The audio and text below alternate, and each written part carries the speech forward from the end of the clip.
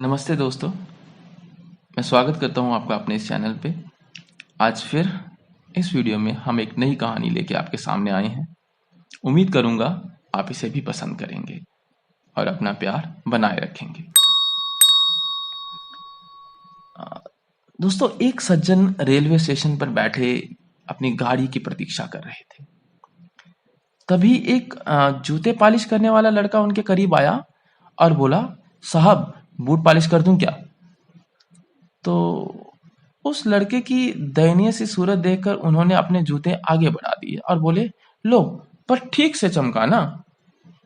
लड़के ने काम करना शुरू कर दिया। वो कर रहा था, लेकिन जो उसकी गति काम करने की थी, जो उसमें ऊर्जा थी, वो असल में अन्य पॉलिश करने वालों में से उनकी तरह नहीं थी वो। अब सज्जन जी बोल उठे, अरे भाई, कैसे ढीले ढीले काम कर रहे हो, जल्दी जल्दी हाथ चलाओ। लेकिन वो लड़का चुप रहा, मौन रहा। इतने में एक और दूसरा लड़का वहां सामने आया। उसने पहले वाले को अलग कर दिया, साइड पर किया और खुद फटाफट काम में जुट गया। अब पहला लड़का जिसे उसने साइड पे कर दिया, वो एकदम चुप करके मौन अवस्था में गूंगे की तरह करीब खड़ा रहा और दूसरे लड़के ने देखते ही देखते जूते चमका दिए। अब सज्जन जी सोच में पड़ गए कि आखिर पैसे किसको देने चाहिए, और उन्हें लगा कि अब पैसों के कारण इन दोनों में झगड़ा हो जाएगा और मारपीट हो जाएगी। फिर उन्होंने सोचा, जिसने काम किया उसे ही पैसे मिलने चाहिए। इसलिए उन्होंने जो लड़का बाद में आया उसे पैसे दे दिए। लड़के ने पैसे लिए और पहले वाले लड़के की हथेली पर रख दिए। उसने प्रेम से उसकी पीठ थपथपाई और चल दिया। सज्जन जी तो विस्मित होकर नेत्रों से देखते रह गए, आखिर ये हो क्या गया। उन्होंने लड़के को वापस बुलाया और पूछा, अरे भाई, ये क्या चक्कर था, क्या चल रहा है तुम दोनों में?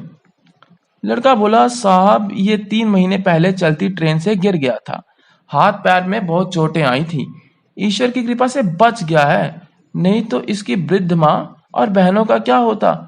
अब ये बहुत स्वाभिमानी है, भीख नहीं मांग सकता। थोड़ा सा रुक कर वह फिर बोला, साहब यहाँ जूते पॉलिश करने वालों का हमारा समूह है, और हमारे समूह में एक देवता जैसे हम सबके प्यारे चाचा जी भी हैं, जिन्हें सब सत्संगी चाचा जी कहकर पुकारते हैं।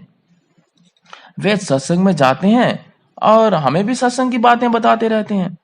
उन्होंने ही हमें ये सुझाव दिया था कि साथियों, अब ये पहले की तरह स्फूर्ति से काम नहीं कर सकता, तो फिर क्या हुआ, हम ठहरे ना, हम इसको कमा के देंगे और हम इसका जीवन निर्वाह करेंगे।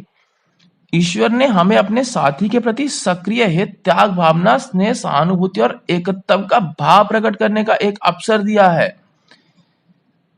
जैसे पीठ, पेट, चेहरा, हाथ, शरीर के हर एक भिन्न भिन्न दिखने वाले अंग एक ही शरीर के हैं, वैसे ही हम सभी भिन्न भिन्न दिखते हुए भी एक ही आत्मा के हैं। हम सब एक हैं। और उस दिन से हम सब साथियों ने यह तय किया कि हम अपनी एक जोड़ी जूते पॉलिश करने की आय प्रतिदिन इसे देंगे और जरूरत पड़ने पर इसके काम में सहायता भी करेंगे।